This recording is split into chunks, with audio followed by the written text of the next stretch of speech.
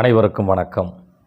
ரசிகனின் ரசிகன் அவன் எவனுக்கு ரசிகனாக இருந்தால் எனக்கு என்ன, அவனை யாராவது ரசித்தா எனக்கு என்ன. இவனுடைய ஆபாச வீடியோவை நானும் பார்த்தேன். அதில் என்ன இருந்துச்சு, எது உண்மை எது பொய் அப்படிங்கிறத நான் கடைசியாக சொல்கிறேன். நேற்று யதார்த்தமாக அந்த ஃபேஸ்புக்கில் உலாவிட்டு இருந்தேன். ஏதாவது செய்தி இருக்குதா அப்படின்னு சும்மா அப்படி தள்ளிக்கிட்டு இருந்தேன். அதில் யதார்த்தமாக ஒரு வீடியோ வந்துச்சு. அந்த வீடியோ வந்த உடனே இது என்னடா அது யார் தான் இருக்கும், இந்த கர்நாடகாவில் ஒரு எம்பி சிக்கனா இல்லையா, அவனோட வீடியோவாக இருக்குமோ அப்படின்னு நினச்சிக்கிட்டு சரி பார்ப்போம் அப்படின்னு அந்த வீடியோவை ப்ளே பண்ணி பார்க்குறேன். பார்த்தா இவனுடைய முகம், ஆஹா இவனை எங்கேயோ பார்த்த மாதிரி இருக்குதே, கொஞ்ச நாளைக்கு முன்னாடி கூட காலேஜுக்கு போயிருந்தான்னு சொல்லி நிறைய பேர் இதை விவாதிச்சுக்கிட்டு இருந்தாங்க. அப்போ இவனை வச்சு ஏதோ படம் வந்திருக்கு, என்னவா இருக்கும் அப்படின்னு அப்படியே பார்த்தேன். அதில் எனக்கு டவுட் வந்துச்சு. அப்போ இதில் ஏதோ மெர்ஜ் பண்ணியிருக்காங்க. இந்த மணி இருக்கிற வீடியோ ஒன்று இருக்குது, அதுக்கப்புறம் இன்னொரு பிட்டு அதோட கோர்த்து விட்டுருக்குறாங்க. இவன் வந்து சட்டை போட்டு தான் இருக்கான், மணி வந்து சட்டையோடு தான் இருக்கான். எதிரில் இவனுக்கு கால் பண்ணின இன்னொரு லேடி தான் நிர்வாணமாக இருக்குது. நிர்வாணமாக இருந்து அந்த உடலை காட்டிக்கிட்டு இருக்கு. இந்த தம்பி என்னங்கிறான், உடனே முகத்தை காட்டு, நீ என்ன உடம்பையே காட்டிகிட்டு இருக்கிற, முகத்தை காட்டு முகத்தை காட்டு அப்படிங்கிற மாதிரி சைகை பண்ணுறான். அப்போ அது முகத்தையே காட்ட மாட்டேன்து, திடீர்னு இப்படி முகம் வருது, அப்புறம் போயிடுது. அப்புறம் அந்த உடல் உறுப்புகளை தான் தொடர்ச்சியாக காட்டிக்கிட்டு இருக்கு. அதோட ஒரு கொஞ்ச நேரத்தில் அது கட் ஆகிடுது, அதோடு நின்றுது. அதுக்கப்புறம் இன்னொரு வீடியோ ப்ளே ஆகுது, அதோட அப்படியே ஜாயிண்டாக தான் வருது. அடுத்து இன்னொரு காட்சி அதில் அப்படியே ப்ளே ஆகுது. அதில் இந்த கைப்பழக்கம் பண்ணுற மாதிரி இருக்குது. சரி இது இவனாக தான் இருக்குமா, அதை கன்ஃபார்ம் பண்ணும்ல. இப்போது அதுதானே இவன் மேலே இருக்கிற குற்றச்சாட்டு. இது ஏதோ மெர்ஜ் பண்ணி அதை பண்ணியிருக்கலாம் இல்லையா. ஏன்னா இந்த மாதிரி டிஜிட்டலில் வந்துட்டு நிறைய மார்ஃபிங் வர்றதெல்லாம் சகஜம். இதுக்கு முன்னாடி பார்த்துருப்போம், ஒரு பிரபலமான ஒரு நடிகையுடைய முகத்தை மார்ஃபிங் பண்ணி அதை ஆபாசமாக காட்டியிருந்தாங்க. இந்த ஏஐ மூலமாக இதை பண்ணியிருந்தாங்க. அப்போ அது ஒரு பெரிய பிரச்சனையாச்சு. ஒருத்தனுடைய முக தோற்றத்தை அப்படியே வேறு ஒரு முகமாக மாற்ற முடியும். இப்போ இந்த ஏஐ அப்படிங்கிற டெக்னாலஜி வந்திருக்குல்ல. அப்போ இந்த மாதிரி ஏதாவது மார்ஃபிங் பண்ணி இவன் பேரை கெடுக்கிறதுக்காக எதுவும் பண்ணுறாங்களா. அதில் நான் கண்டுபிடிச்சது என்னென்னா, அந்த கையில் பார்த்தீங்கன்னா கருப்பு கலரில் ஒரு ரிங்கு போட்டிருக்கும். அந்த ஹேண்ட்ஷேக் பண்ணுற மாதிரி இருக்கிற அந்த வீடியோவில் கருப்பு கலரில் ஒரு ரிங்கு இருக்கும். ஆனால் இவன் அந்த மணி இருக்கான் இல்லையா, இவனுடைய கையில் பார்த்தீங்கன்னா கோல்டு கலரில் ரிங்கு போட்டிருப்பான். அதே மாதிரி இவனுக்கு நகம் வளர்த்துற பழக்கம் இல்லை. ஆனால் அந்த வீடியோவில் இருக்கிற அந்த ஃபேக் வீடியோவில் நகம் இருக்குது, நல்லா நீளமாக நகம் இருக்குது. நான் அதை மட்டும்தான் கவனித்தேன், நீங்கள் நினைக்கிற மாதிரி மற்றதையெல்லாம் கவனிக்கல. நான் அந்த கையை தான் கவனித்தேன். அதில் தானே அடையாளம் இருக்கும், முகம் தெரியல. அப்போ முகம் தெரியாத போது நம்ம கையை தானே பார்க்க முடியும். அப்போ கையை தான் கவனித்தேன். அப்போ அந்த கையை கவனிக்கும்போது தான் கையில் வந்துட்டு அந்த ரிங்கு போட்டிருக்கான், கருப்பு கலரில் ஒரு ரிங்கு. சரி அதே மாதிரி இந்த மணிங்கிற பையன் இருக்கான் இல்லையா, இவனுடைய வீடியோக்களையெல்லாம் போய் ஒரு 5-6 வீடியோவை தேடி பார்த்தேன். போன மாதம், அதுக்கு முன்னத்த மாதம், இப்படி தேடி தேடி பார்க்குறேன். எந்த வீடியோவிலையும் அந்த கருப்பு கலர் ரிங்கு போட்டதா பதிவே இல்லை. எந்த வீடியோவிலையும் அந்த கருப்பு கலர் ரிங்கு இல்லவே இல்லை. அப்போது அவன் ஒரே ஒரு ரிங்கு கோல்டு கலரில் ஒரு ரிங்கு போட்டிருக்கான், அந்த கருப்பு கலர் ரிங்கு இல்லை, அது மிஸ்ஸிங்கு. அடுத்து 2 கையிலையும் நகம் வளர்த்துற பழக்கம் இல்லை இந்த மணிக்கு. ஆனால் அந்த வீடியோவில் நகம் நல்லா பெருசாகவே இருக்குது. எனக்கு அந்த ரிங்கும் நகமும் தான் இது ஃபேக் வீடியோ. ஏன்னா வேறு எதையும் நம்ம கம்பேர் பண்ண முடியாது இல்லையா, இவனையும் காட்டுன்னு சொல்ல முடியாது. அப்போது அவனோட 2 கையும் நம்ம கவனிக்கிறோம், இந்த கை அந்த கை இல்லை அப்படிங்கும்போது இது அவன் இல்லை அப்படிங்கிறது ரொம்ப தெளிவாயிருச்சு. அப்போது முதல்ல அந்த முகத்தை காட்டுறது மட்டும்தான் அவனோட வீடியோ. அதுக்கப்புறம் வர அந்த ஹேண்ட்ஷேக் வீடியோ இருக்கு இல்லையா, அது வந்து ஃபேக்கு. அதை வந்து அப்படியே மெர்ஜ் பண்ணியிருக்காங்க. முகத்தை காட்டி பேசுகிறான் பார்த்தீங்களா, ஒரு பெண் வந்து நிர்வாணமாக இருந்து இவங்ககிட்ட பேச முயற்சி பண்ணுது. இவன் முகத்தை காட்டுங்கிறான். இப்போது இதில் யார் மேலே தப்பு? இதை பார்த்தது குற்றமா இல்லை காட்டுனது குற்றமா? ஏற்கனவே கேரள நீதிமன்றத்தில் ஒரு தீர்ப்பு கொடுத்தாங்க. ஆபாச படம் பார்க்கறது குற்றம் இல்லை, அதை யாருக்காவது அனுப்பி வச்சாதான் குற்றம் அப்படின்னு ஒரு தீர்ப்பு கொடுத்தாங்க. நம்ம தமிழ்நாட்டிலையும் சென்னை ஹைகோர்ட்டில் இதே தீர்ப்பை தான் சொன்னாங்க. நம்ம உயர்நீதிமன்ற நீதிபதி ஆனந்த் வெங்கடேஷ் ஐயா அவர்கள் ஒரு தீர்ப்பு கொடுத்தாரு. பார்க்கறது குற்றம் இல்லை, அதை யாருக்காவது அனுப்பி வச்சாதான் குற்றம் அப்படின்னு. அப்போது பார்க்கறது குற்றம் இல்லை அப்படின்னு ஆகிப்போச்சு. இவன் பார்த்துருக்கான், இவன் எதுவும் ஆபாச செய்கையில் ஈடுபடலை, ஆபாசமாக இவன் நடந்துக்கலை. அந்த ஆபாச வீடியோங்கிறது அது வேறு வீடியோவை எடுத்து இப்போ தான் அந்த ஆபாச இணையதளத்தில் போனால் நிறைய வீடியோ கிடைக்குது, அதில் ஏதோ ஒன்று எடுத்து அதில் அட்டாச் பண்ணிக்கிறாங்க. அப்போது இவன் வந்துட்டு அந்த முகத்தை காட்டுறது மட்டும்தான். இவன் முகத்தை காட்டி பேசுகிறான் இல்லையா, உன் முகத்தை காட்டுன்னு சொல்லிக்கிட்டு இருப்பான், அது மட்டும்தான் அவன். அப்போது அந்த பக்கம் நிர்வாணமாக நின்ன அந்த நபர் யார், அந்த பெண் யார்?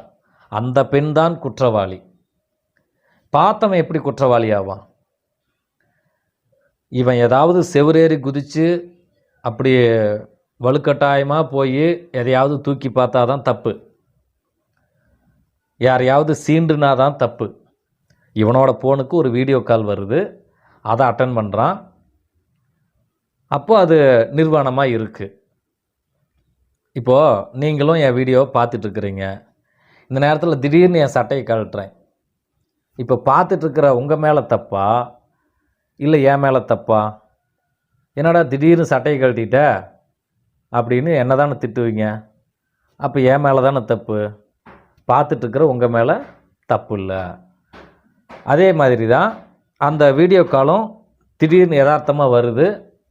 என்ன இப்படி நிர்வாணமாக ஒரு பொண்ணு நமக்கு ஃபோன் பண்ணுது, யாராக இருக்கும், நீ முகத்தை காட்டு அப்படின்னு கேட்குறான். இதில் எப்படி தப்பு இருக்கும்? அவன் காட்ட சொல்லலை, அவன் நிர்வாணமாக காட்டுன்னு வற்புறுத்தலை. ஃபோனை அட்டன் பண்ண உடனே ஒரு பொண்ணு நிர்வாணமாக இருக்குது, அப்போது காட்டுனது தான் தப்பு. இந்த மணிக்கு அப்படி அவுத்து போட்டு காட்டுன அந்த பெண் யார் அப்படின்னு கண்டுபிடிச்சி அந்த பெண்ணை தான் கைது பண்ணணும், காட்டுனது தான் தப்பு. இந்த இடத்துல இந்த மணி ஏதாவது ஆபாச செய்கையில் ஈடுபட்டிருந்தா அவன் மேலேயும் குற்றச்சாட்டு வைக்கலாம். இவன் வந்து முகத்தை காட்டு அப்படின்னு மட்டும்தான் சொல்கிறான். அதனால் இந்த இடத்துல மணி மீது குற்றமில்லை, அந்த ஆபாசமாக வீடியோ காமிச்ச அந்த பெண் மீது தான் குற்றம், காட்டுறது தான் தப்பு அப்படின்னு கோர்ட்டே சொல்லியிருக்கு. பார்க்கறது தப்பு இல்லை, காட்டுறது தான் தப்பு. அப்போது முழுசாக அவுத்து போட்டு மணிக்கு காட்டுன அந்த பெண் மீது தான் தவறு. இப்போது குற்றவாளி யாருன்னா அந்த பெண் தான். இதே மாதிரி ஆந்திராவில் ஒரு கேஸ். எப்படின்னா, ஒரு ஐஸ்கிரீம் விற்கிற ஒரு வியாபாரி வெளியில் பஸ் ஸ்டாண்டில் நின்றுக்கிட்டு ஹேண்ட்ஷேக் பண்ணுறான். அதை ஒருத்தன் மறைவாக இருந்து வீடியோ எடுத்துடுறான். அந்த ஐஸ் வண்டியிலே நின்றுக்கிட்டு தப்பு பண்ணுறான், அதை வந்து வீடியோ எடுத்து போட்டுடுறான். இது எப்படி பரவுச்சு அப்படின்னா, அந்த விந்துவை ஐஸ்கிரீமில் கலந்து விற்கிறான் அப்படிங்கிற மாதிரி பரவுச்சு. அவன் ஹேண்ட்ஷேக் பண்ணுறத வீடியோ எடுத்திருக்காங்க, அதில் தெளிவாக தெரியுது அவன் ஹேண்ட்ஷேக் பண்ணுறான் அப்படிங்கிறது. அது குற்றம், அவன் அதை பண்ணியிருக்கிறான். ஆனால் விந்துவை ஐஸ்கிரீமில் கலந்துருக்கான் அப்படிங்கிறதுக்கு எந்த ஆதாரமும் இல்லை, அதை கலந்ததை யாரும் பார்க்கவும் இல்லை. ஒருவேளை அதை கலக்கிறான் அப்படின்னா அதனால் அவனுக்கு என்ன லாபம் இருக்குது, அதை கலக்கிறதுனால அவனுக்கு ஏதாவது லாபம் இருக்குது, நிறைய வியாபாரமாகும் அப்படின்னா அவன் கலந்துருக்கான் அப்படின்னு கூட நாம் யூகிக்கலாம். அதை கலக்கிறதுனால அவனுக்கு எந்த வகையில் லாபமாக அது மாறும்? அவனுக்கு எந்த வகையிலையும் லாபம் இல்லை அப்படிங்கும்போது அதை ஏன் அவன் செய்யணும்? அதை செஞ்சிருக்க வாய்ப்பு இல்லை. ஆனால் இவன் விந்து கலந்து ஐஸ்கிரீம் விற்றான் அப்படின்னு எக்ஸ்ட்ரா ஒரு பிட்டு அதில் சேர்த்துக்கிட்டாங்க.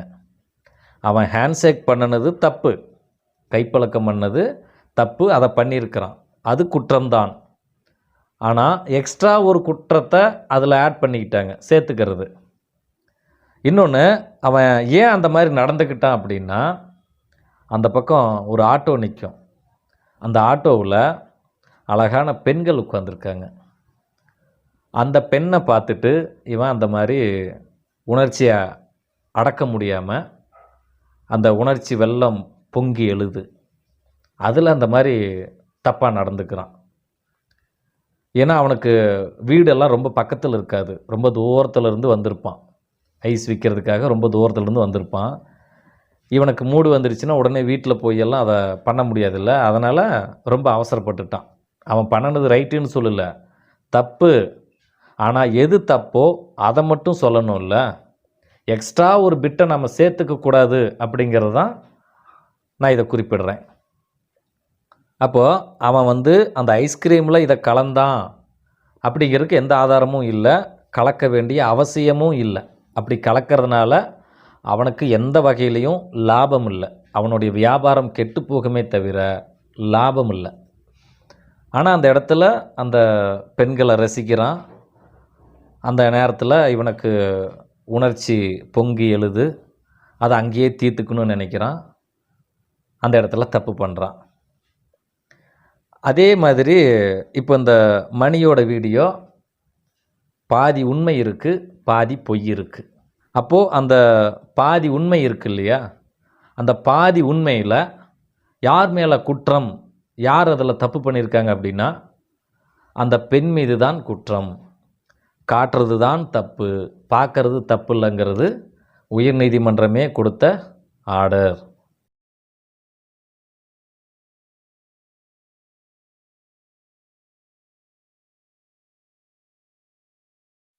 ஓவியத்தை திரைமறைவில் ஒளித்து வைப்பதே நம்மா.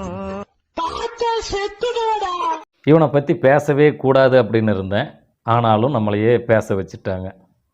ஏன்னா எல்லா செய்தி ஊடகங்களும் அவனை பற்றி பேசிகிட்டு இருக்கு, எல்லா யூடியூப் சேனல்களும் அவனை பற்றியே பேசிகிட்டு இருக்கு.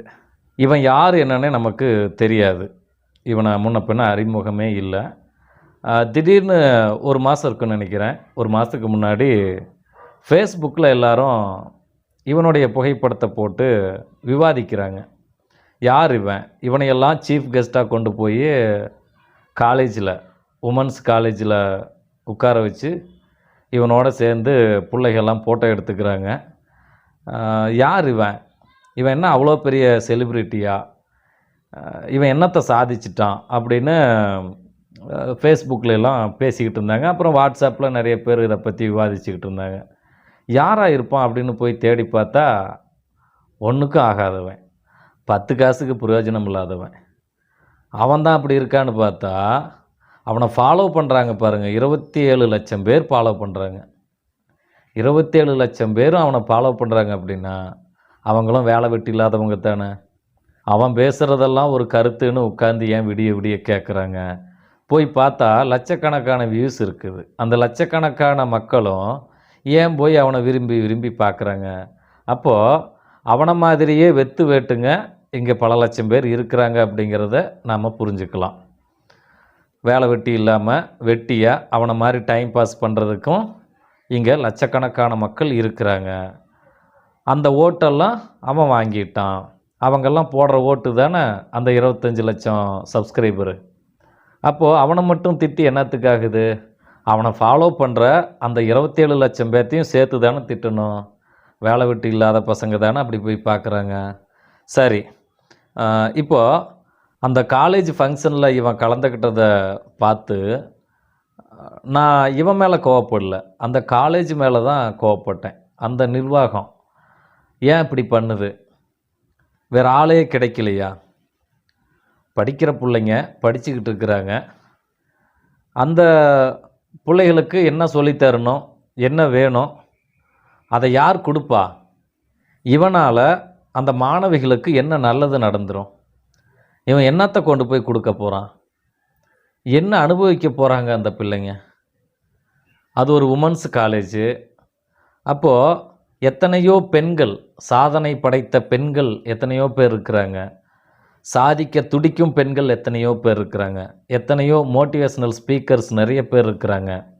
இந்த சமூக வளர்ச்சிக்காக தினம் தினம் போராட்டங்களை சந்திச்சுக்கிட்டு இருக்கிற எத்தனையோ பெண் போராளிகள் இருக்கிறாங்க.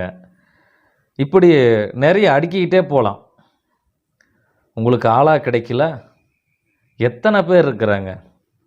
ஒரு ஐஏஎஸ், ஐபிஎஸ்ஸு, நல்லா படித்து நல்ல உத்தியோகத்தில் இருக்கிற ஒரு பெண் போலீஸு, பெண் ஐஏஎஸ்ஸு, இப்படி கூட்டிகிட்டு வந்தெல்லாம் பேச வச்சிங்கன்னா அவங்களுக்கு இன்னும் நல்லா இருக்கும். அந்த பெண் குழந்தைகள் மேலும் படித்து நல்ல ஒரு உத்தியோகத்துக்கு வரணும் அப்படிங்கிற ஒரு வெறியை தோன்ற மாதிரி இருக்கும். ஆனால் இப்படி டிக்டாக்ல ரீல்ஸ் போடுறவனை கூட்டிகிட்டு போய் நிற்க வச்சு அவனையெல்லாம் பேச வச்சா, இல்லை இப்போது டிக்டாக்ல பேசுகிறவங்கெல்லாம் மோசமானவங்கன்னு சொல்லலை. இவன் என்ன கொடுக்க போகிறான்? இவங்கிட்ட என்ன இருக்குது? அந்த மாணவ மாணவிகளுக்கு பயன்படுற மாதிரி இவங்கிட்ட என்ன இருக்குது? என்ன கருத்துக்கள் இவன் சொல்ல வந்திருக்கான்? அவங்களோடு நின்று செல்ஃபி எடுத்துக்கிட்டால் பிள்ளைங்க நல்லா படித்து பெரிய பெரிய இடத்துக்கு போயிடுவாங்களா? எவ்வளோ கோமாளித்தனமான வேலை, எவ்வளோ அசிங்கமான வேலை இதெல்லாம். இப்படியான கல்வி நிறுவனங்கள் விளம்பரத்துக்காக இப்படி இல்லாமல் செய்கிறது ரொம்ப கேவலமாக இருந்துச்சு. இனிமேல் யாரும் செய்யக்கூடாதுங்கிறதுக்காக தான் இந்த பதிவையே நான் போடுறேன். இல்லைன்னா இவனை பற்றி பேச வேண்டிய அவசியம் இல்லை. இவனை கூட்டிகிட்டு போய் அந்த காலேஜில் நிறுத்தி காலேஜை அசிங்கப்படுத்தினாங்கள்ல, அதுக்காக தான் இவனை பற்றி பேச வந்திருக்கேன். அந்த படிக்கிற பெண்களுக்கு இவன் அப்படி என்ன கருத்தை சொல்லிட்டு வந்திருக்கான்? அது ஏதாவது ஒரு 2 வரி சொல்லுங்களேன். ஏதோ கோமாளித்தனமாக சினிமா பாட்டுக்கு வாயாசிக்கிறது, எவனோ போட்ட டைலாக்குக்கு இவன் ரியாக்ஷன் பண்ணுறது, இப்படி சும்மா பொழுதுபோக்குக்காக பண்ணிகிட்டு இருக்கிற ஆட்களையெல்லாம் கூட்டிகிட்டு போய் காலேஜ் பேரை கெடுக்காதீங்க. சாதித்தவங்க நிறைய பேர் இருக்கிறாங்க. சாதிக்க துடிக்கிற பெண்கள் நிறைய பேர் இருக்கிறாங்க. உங்களுக்கு ஆளே கிடைக்கலையா? அட இவங்கிட்ட என்ன கருத்து இருக்குதுன்னு கேட்குறேன். இவங்கிட்ட என்ன கருத்து இருக்குது? இவன் எதை கொண்டு வந்து விதைச்சிட்டு போனான் அந்த காலேஜில்? அதை காட்டுங்க பார்ப்போம். சரி, இப்போது இவனை நல்லாவே தூக்கி எல்லாரும் கொண்டாடினாங்க. பல லட்சம் பேர் இவனை தூக்கி தூக்கி கொண்டாடினாங்க. இப்போ பார்த்தா திடீர்னு கீழே போட்டு மிதிக்கிறாங்க. தொப்புன்னு கீழே போட்டாங்க. அவனை மாதிரியே 4 பேர் இருந்தால் அவனை ரசிக்க தான் செய்வாங்க. அதனால் அவன் மேலே தப்பு இல்லை. மக்களுக்கு எது பிடிக்குதோ அதை தான் அவன் செய்கிறான். அதனால் அவனையும் முழுசாக குறை சொல்லிட முடியாது. அவனை ரசிக்கிற மக்களும் இதில் குற்றவாளிகள் தான். மக்கள் எல்லாரும் பார்த்து ரசிக்கிறதுனால தானே அவன் அந்த அளவுக்கு வளர்ந்துருக்கான். மக்கள் ரசிக்கிறதுனால தானே அதையே திரும்ப திரும்ப செய்கிறான். ஒரு விஷயத்தை மக்கள் ரசிக்கலை அப்படின்னா அவன் திரும்ப செய்வானா? எல்லாரும் அதை ரசிக்கிறாங்க அப்படிங்கிறதுனால தான் அதையே மீண்டும் மீண்டும் செய்கிறான். அவனுக்கும் அந்த ரசிகர்கள் கூட்டம் அதிகரிச்சுக்கிட்டே போகுது. அப்போது அவன் மட்டும் குற்றவாளி இல்லை, அவனை வளர்த்து விட்ட அந்த ரசிகர்களும் குற்றவாளிகள் தான்.